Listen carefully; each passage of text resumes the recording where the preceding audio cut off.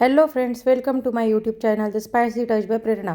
आज आपण बघणार आहोत रेसिपी छान खमखमीत चमचमीत चीज पराठ्याची। तर त्यासाठी लागणारं साहित्य आहे 1 कप मैदा, 1 कप गव्हाचे पीठ, 1 चमच सॉल्ट आणि 2 चमच तुम्हाला लागणार आहे तेल।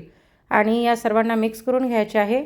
मिक्स करून झाल्यानंतर त्याच्यामध्ये 2 कप पाणी ॲड करायचे आणि त्याचा छान डो बनवून घ्यायचा आणि त्याला 30 मिनिटसाठी रेस्ट करायला ठेवून द्यायचे।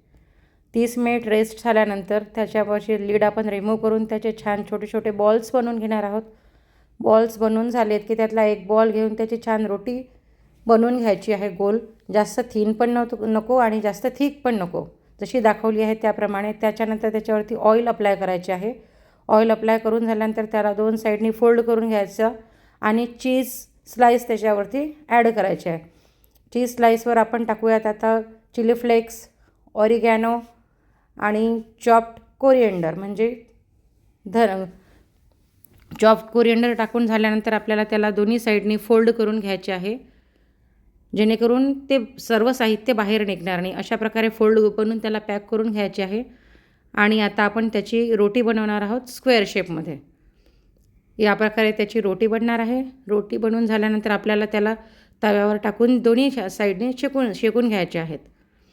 शेकून घेतल्यानंतर त्याच्यावर आपण अप्लाय करणार आहोत बटर किंवा ऑइल। तुम्हाला जे आवडत असेल ते तुम्ही टाकू शकता। आणि अशा प्रकारे आपली रोटी तयार आहे। Thank you for watching.